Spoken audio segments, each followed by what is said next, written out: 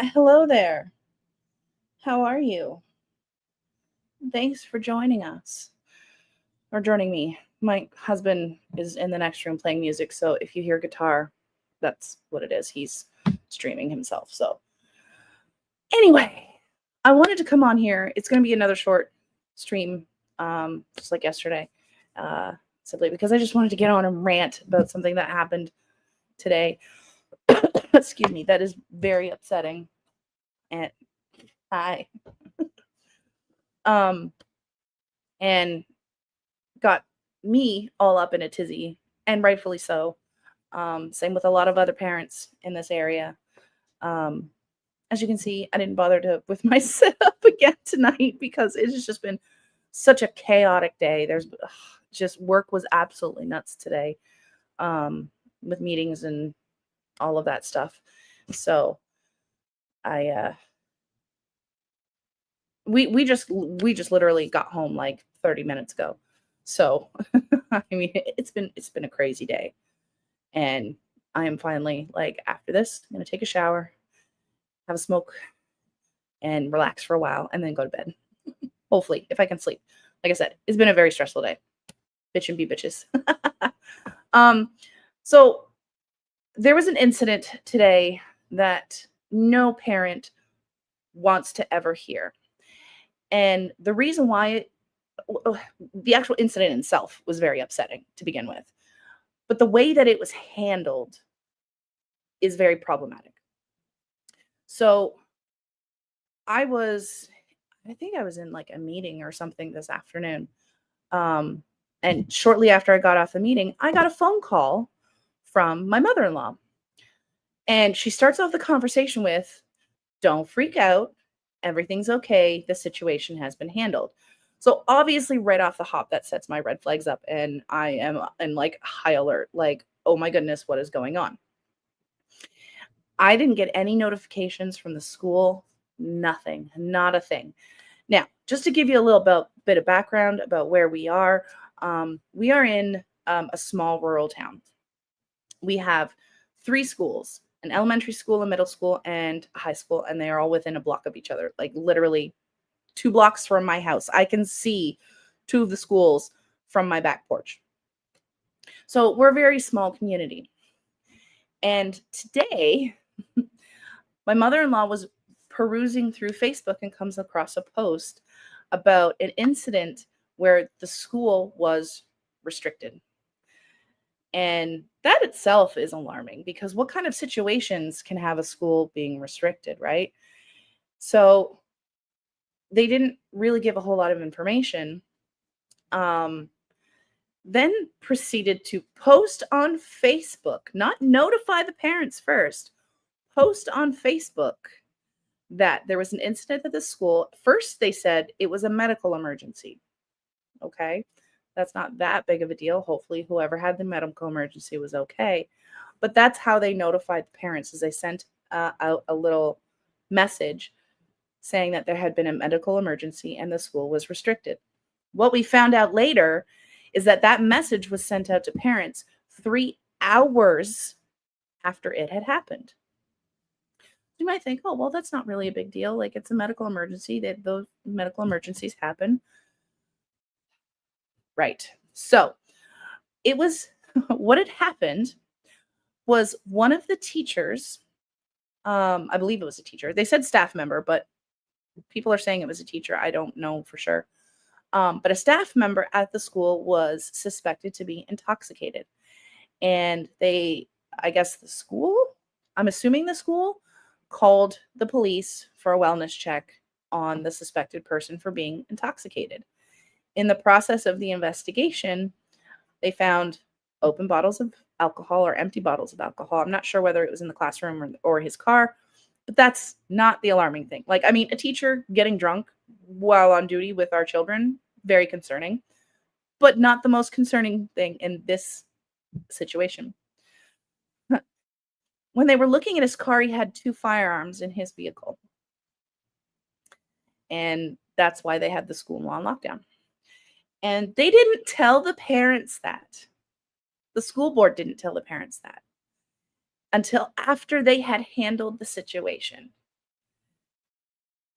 I get the kind of logic that maybe that they were coming from where they didn't want parents to panic. But when we find out that someone came to school with guns in their vehicle, that is terrifying. I was personally very terrified because I'm from Canada. This is my first real incident of anyone bringing guns to school. And this is a first for me, totally. In Canada, we don't have situations like this. We don't have, I don't even know when the last school shooting, if any, have happened. Let me just look that up real quick.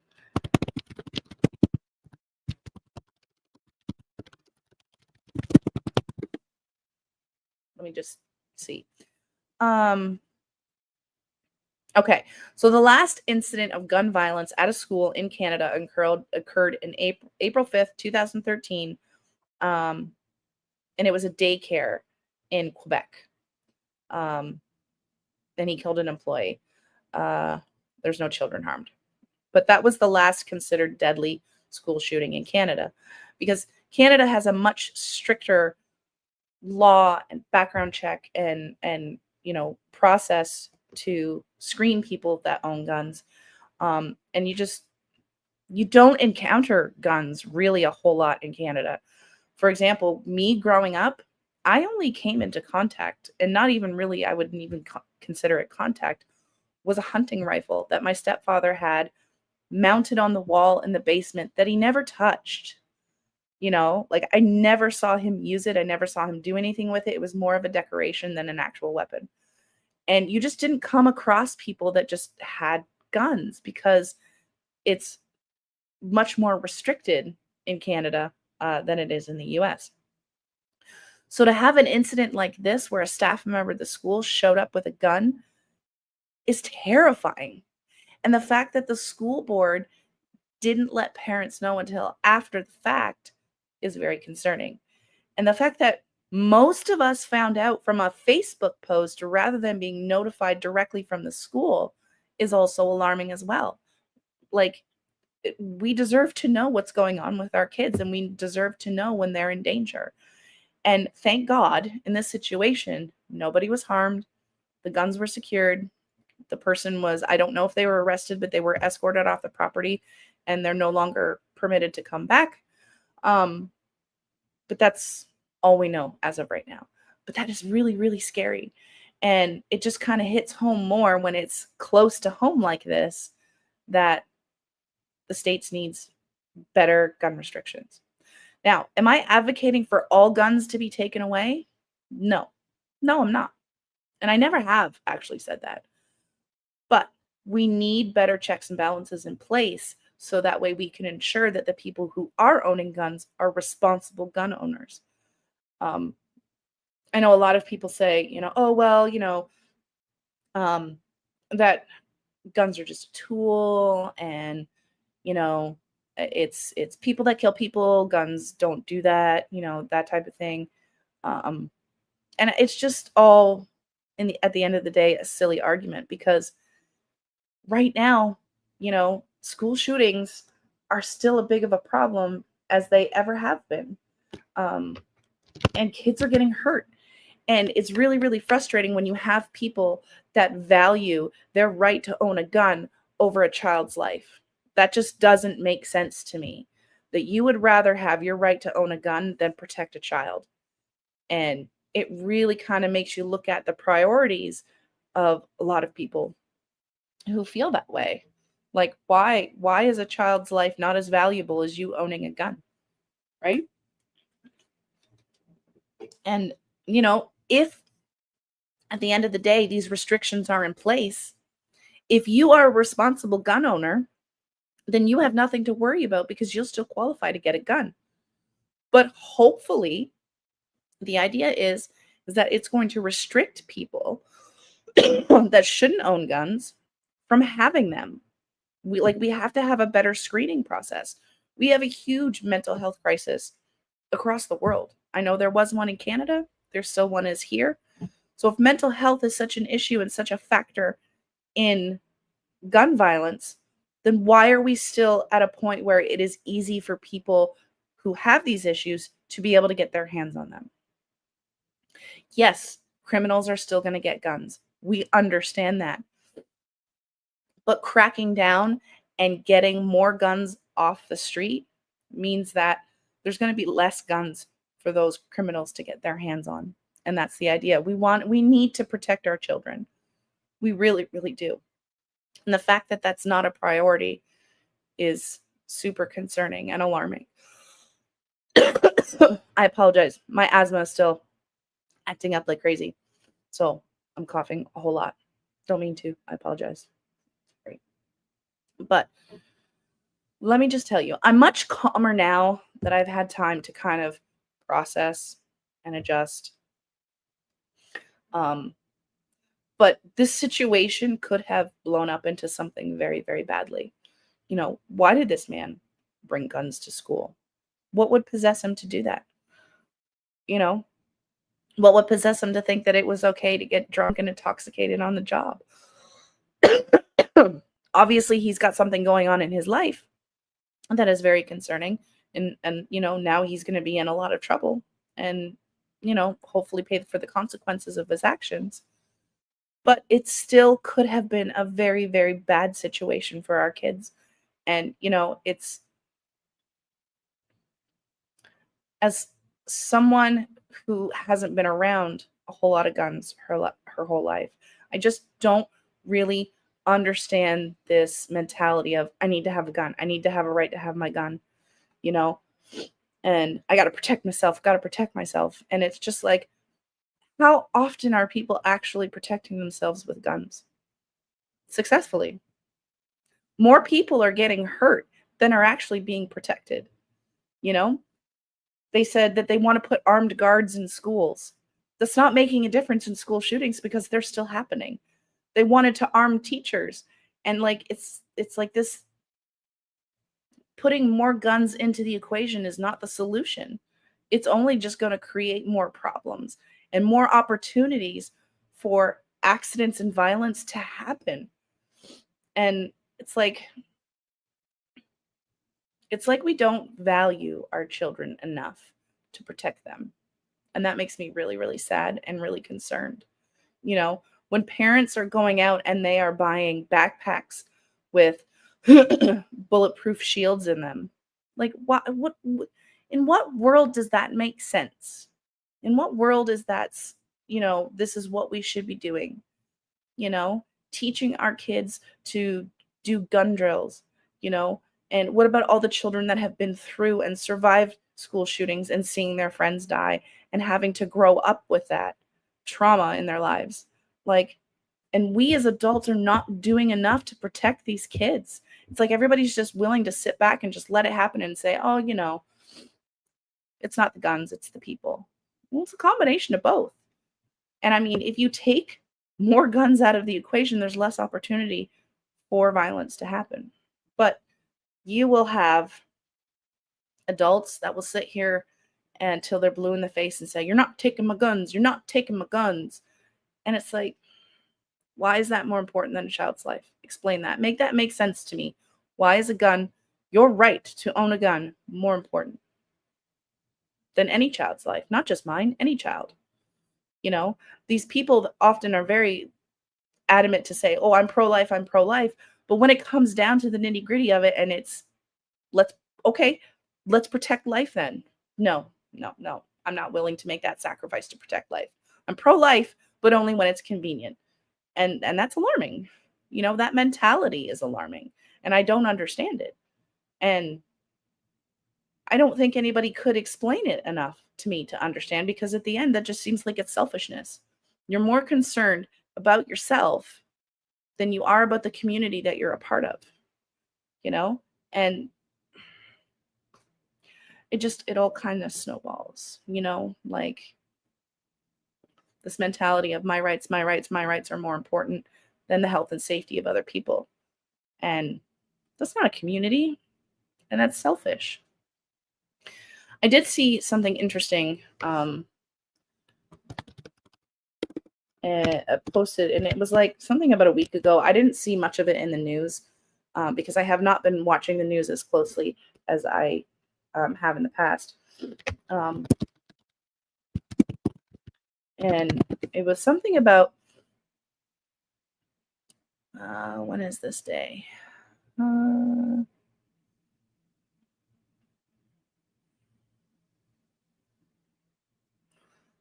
There's no date on this. Oh, this is from 5 days ago. So this is just kind of a breakdown of what this administration, Trump in particular, has said about gun violence. So this is an article that was written. Let me just share it, actually.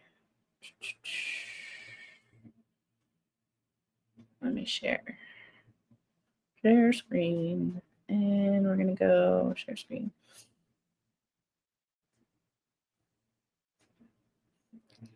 There we go. Okay, that'll work. So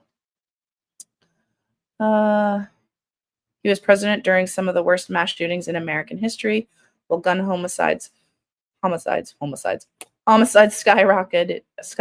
and when guns became the number one killer of children, which they still are. The number, and that says it all right there, that the number one cause of death of children in America is gun violence. Think about that for a minute. How can we be pro-life, but then gun violence is the number one cause of death for children?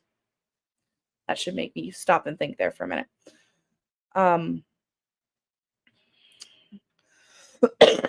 So Trump's gun safety record I haven't read this article yet, so I'm reading this for the first time like you are. Trump reassigned federal agents, taking them away from their jobs fighting crime. So with less law enforcement on the streets, obviously gun violence is going to have more opportunity to take place because there's not enough to catch it.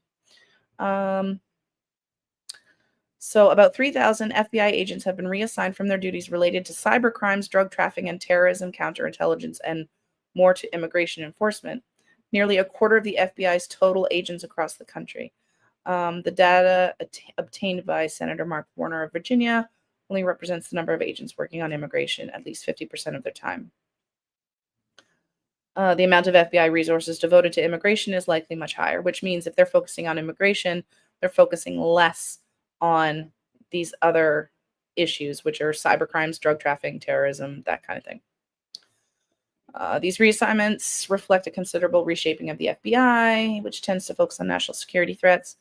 According to former agents, as a result of the reassignments, agents are stretched thin and morale is low. Understandable.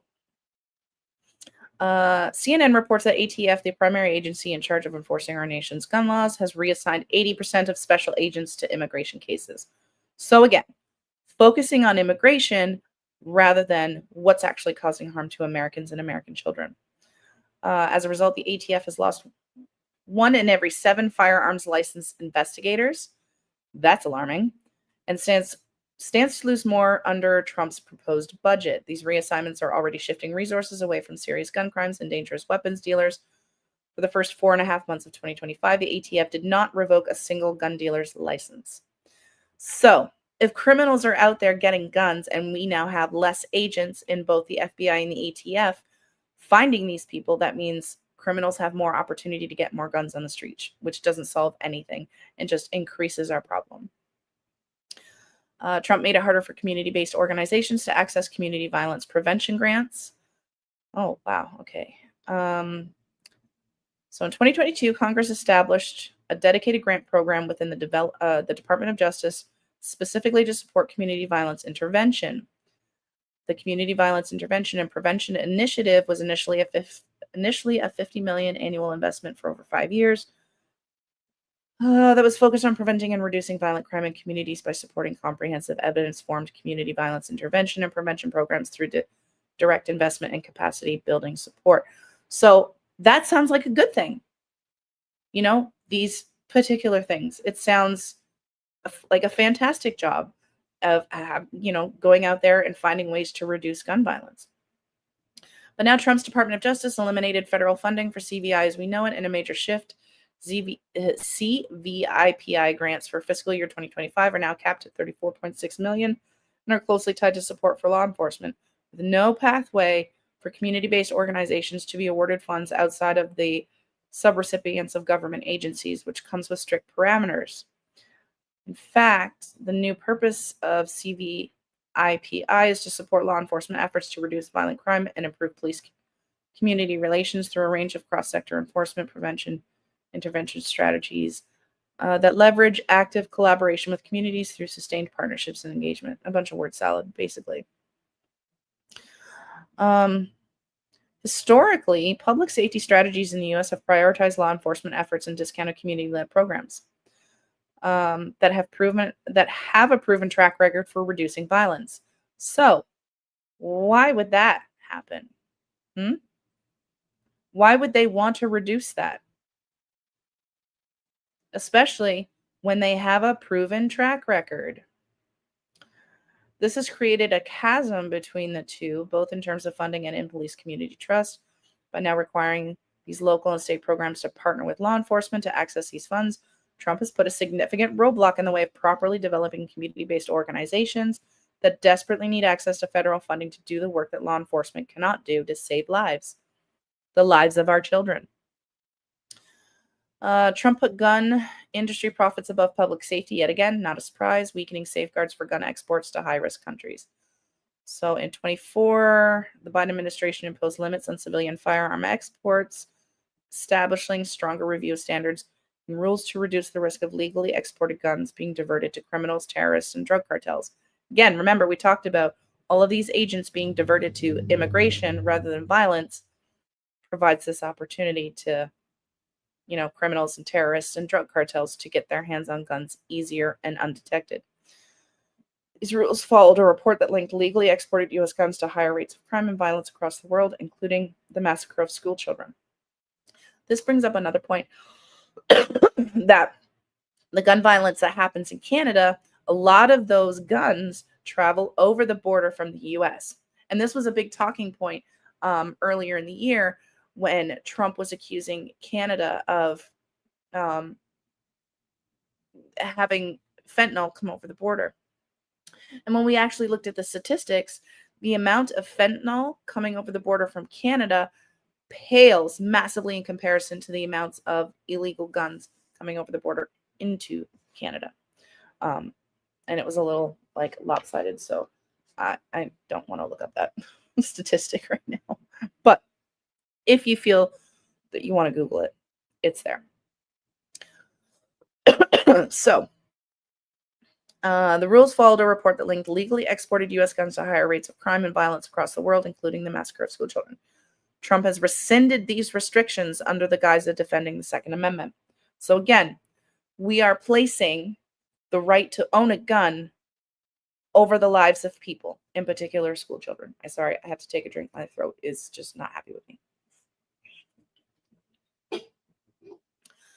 This policy change has the potential to fuel violence across the world with U.S. weapons, harming the U.S.'s interests at home and abroad, all to benefit U.S. gun manufacturers. So it's all about the dollar, really, at the end of the day.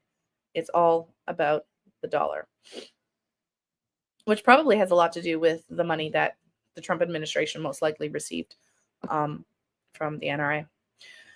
With previously restricted markets open, the gun industry CEOs will be able to make more money than ever, all while fueling the violence this administration claims to protect us from. That it's not. It's not protecting us from anything. They're just making it easier for criminals to get guns. Trump removed a study showing that attacks by far-right extremists outpace those by the left. That has been a massive talking point the last couple of weeks, with the fact that gun violence, just violence in general, is being enacted more by far right than it is by left.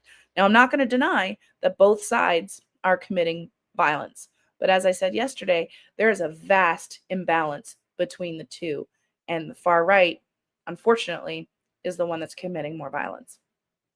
So in September, Trump's Department of Justice quietly removed a study from its website that indicated far-right extremists are responsible for the bulk of ideologically motivated deaths in America. I can talk. Published in 24, the study found that since 1990, far-right extremists have committed far more ideologically motivated homicides than far-left or radical Islamic extremists, including 227 events that took more than 520 lives. In this same period, far-left extremists committed 42. So this is that imbalance I'm talking about. So why would they want to remove evidence? Because they want to lie to everyone. And, unfortunately, we don't buy the lie, but the mega cult will absolutely just believe whatever they're fed. The deadliest domestic terrorism act in American history, the 1995 bombing of a federal building in Oklahoma City, was done by a right-wing extremist who hated the federal government and specifically the ATF. This removal comes on the heels of right-wing claims, including from Trump, that the radical left is responsible for extremism in America, which is not true. In the wake of someone's death, I'm not going to say that online, these claims have surged despite clear violence from a variety of recent studies that far extremists pose a severe threat to Americans. We've been saying this all along. But that's why they're hiding the evidence of the truth. On August 11th, the White House published a memo mobilizing the National Guard in Washington, D.C. due to rising crime. However, we all saw the videos of these National Guard cleaning up trash. It was actually pretty funny because they were wearing their camo and then they were wearing high reflective vests. And it's like, are you trying to hide? Or are you trying to be seen? You're contradicting yourself in your clothing. Weird. Anyway. The Secretary of Defense authorized National Guard members to be armed since the residents of Washington, D.C. have been subjected to members of the military overseeing ordinary day-to-day behavior, taking public transportation, going to the grocery store, and walking to the park with kids, all while they hold powerful rifles. So what kind of message does that send to the American people? Trump's deployment isn't focused on D.C. Earlier this year, he deployed the National Guard in Los Angeles in a move that a judge later determined broke the law. Since September, troops have also been sent to Memphis, and we're going to be sent to Chicago until a judge temporarily halted the order. Trump has said that he would consider similar deployments in Portland, St. Louis, and New Orleans, which we already know what's happening in Portland. People are dressing up in inflatable frog suits and apparently are extremely violent. Many Americans list crime as their top concerns, and they're right. We must improve the nation's public safety infrastructure. But the militarization federal troops against the residents they've sworn to protect is not the solution. Nope, and we've tried to say this. In fact, it has and it will continue to escalate tensions between law enforcement and the public. It's greatening that divide. You want us to trust law enforcement, but then you're using law enforcement against us. That's just going to push people away. And D.C. court records indicate that federal agents are concentrating their arrests in already over-policed neighborhoods and are overwhelmingly arresting Black people, mostly for misdemeanors, putting an unnecessary strain on the court and jail systems. Not to mention that these deployments are taking away resources from actual emergencies, according to some estimates, costing Americans $1 million every day. So I just wanted to kind of pop in here with something like, so we have emergencies happening where we need the National Guard. But where are they? Trump's deploying them in these cities where they're not needed. And then when they are needed in places like what's going on in Alaska with the flooding, where are they? Where are they? Where's the help for the people that are actually in an emergency and actually need the National Guard? They're busy. It's because that's not what Trump wants to do. He's not for the American people. He wants to control the American people. He doesn't care what's in our best interest. Keeping communities safe and reducing crimes requires investment in our communities and the ATF. Ended the pistol brace rule. There was another thing. Trump plans to slash gun regulations at the ATF. So that's the answer. Take more restrictions away, making it easier for criminals and people that have mental health issues to get guns. That's smart. That's the answer, right? Let's put more guns in the hands of people that shouldn't have them. I don't know why people aren't speaking up more against that. The ATF has been a target of the Trump administration since it took over in January. But this may be the first substantial step in its planned assault on law enforcement.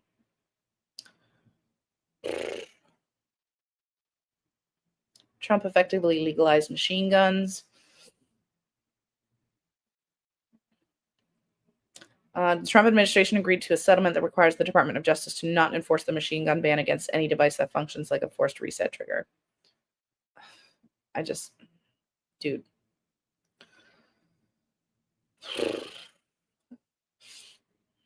With the settlement, Trump has once again proven he cares about gun lobby profits over American lives. That's what I said. These devices have no explicit age restrictions, are not subject to any specific design standards or permitting requirements. Gun manufacturers may even start pre-installing FRTs at the point of sale. In other words, across most of the country, there's little to prevent the proliferation of what are effectively machine guns. Like, that's great. Trump removed a memorial for gun violence victims. Of course he did.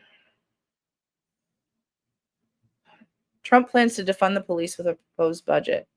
The Trump administration wants to cut funding for several of the Justice Department and law enforcement offices in its latest budget proposal. This would include more than $400 million cut to the Bureau of Alcohol, Tobacco, Firearms, and Explosives. That, if enacted, would be the agency's lowest budget since 2016. There would also be millions of dollars worth of cuts to the DEA and the FBI. So, like, how are we supposed to combat gun violence when the people that are meant to do this don't have the funding to actually do their jobs? How are we supposed to protect our kids if the people that are specifically meant to protect us can't do their jobs?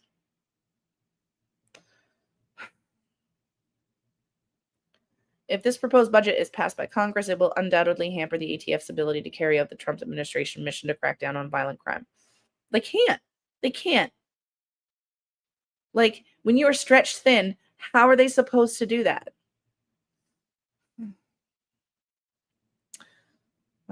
Cancel $1 billion in school mental health resources.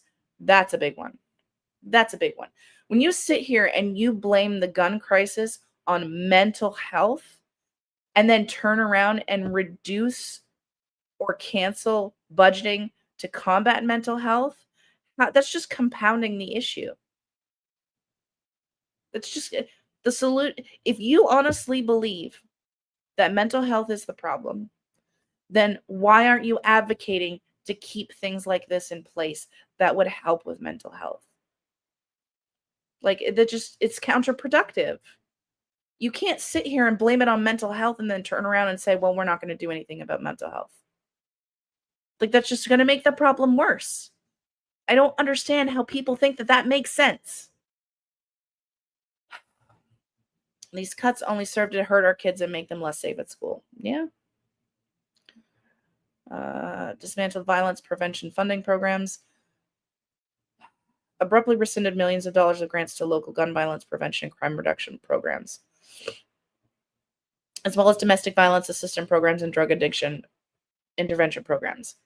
Like, it's almost like they don't understand that these are the things that will help combat gun violence. But let's take that all away. Let's reduce it as much as possible. So what is their solution to combating gun violence then? If they're taking away all the things that were put in place to combat it, it's just going to make it easier for it to happen. It's like they say one thing and then they're doing the exact opposite. And what, you expect of gun violence to get better? How? How do you expect that to happen? I'm baffled. As a parent, I'm baffled. The administration claims grants were terminated in part because they want to focus on protecting American children. Yet the leading cause of death in America and of American children is gun violence, which these programs target and reduce. Right there. Oops, I didn't want to click that link. Here we go. Right here. So what's the solution then? How are you going to combat gun violence, specifically towards children, when you're taking away all the programs that are helping and trying to stop it? Brave intervention workers help to bring down violent crime rates and ensure more young people make it home safe each night. Law enforcement benefits greatly when these efforts are part of a coordinated, comprehensive strategy. Community violence intervention has nothing to do with politics and everything to do with the hardworking stopping community violence before it escalates and people get killed. There's no valid justification for cutting off life-saving services. No, there really isn't. Trump established a Second Amendment enforcement task force to push his gun rights agenda. In a memo to Department of Justice employees, Trump, through his Attorney General Pam Bondi, announced a Second Amendment enforcement task force to protect the Second Amendment rights of Americans. In the memo, Bondi stated that the Second Amendment has been treated as a second-class right for too long. The task force would develop and execute strategies to advance, protect, and promote compliance with the Second Amendment. So, there you have it. There you have it. They prioritize, it is more important to them that Americans have easy access to guns than protecting our children. Like, just, how can you deny that? You can't. Announced an executive order to undo gun safety progress. He called on the Attorney General to examine all orders, regulations, guidance plans, international agreements, and other actions of executive departments and agencies to come up with a plan to undo them under the guise of protecting the Second Amendment. So again, Second Amendment is more important than the lives of American children. Plain as day. The first step of this executive order was announced on April 7th. Announced the reversal of the ATF's zero tolerance policy. The critical policy had revoked the licenses of gun dealers who willfully broke the law and was a powerful tool for combating drug trafficking and straw purchasing. So again, MAGA saying that criminals are going to get guns. Criminals are going to get guns. You can't ban guns because criminals are going to get them. And this administration is making it easier for the criminals to get their hands on guns.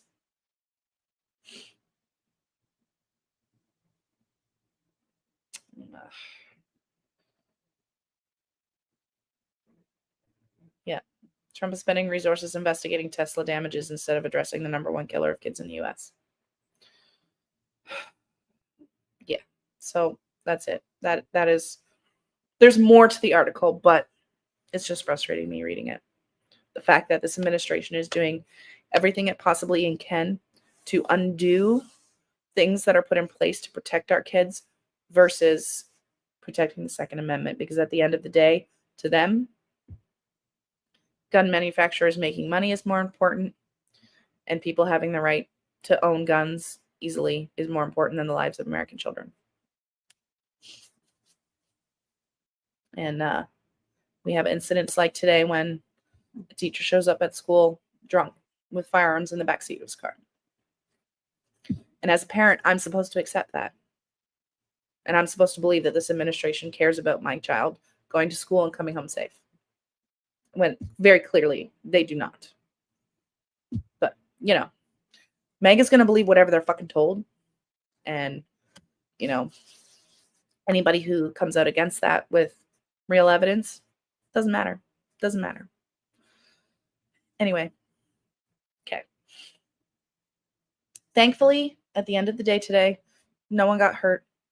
Guns were secured. Kids were safe. And my child came home safe. And that's what matters to me. But we've got to do a better job of protecting our children. 1000%.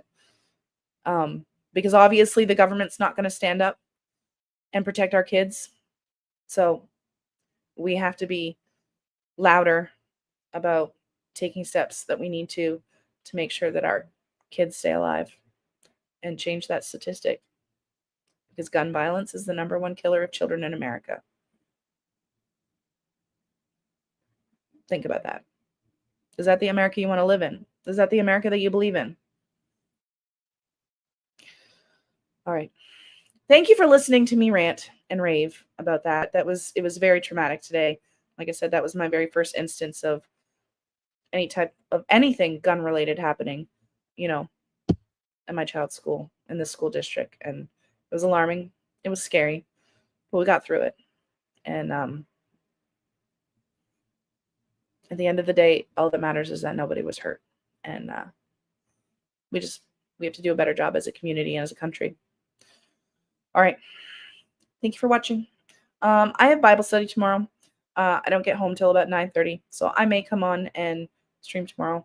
I don't know. I haven't decided yet. It all depends on what I'm like at the end of the day when I get home and get the child to bed. So thank you for watching. I love you all. And I'll talk to you soon. Bye.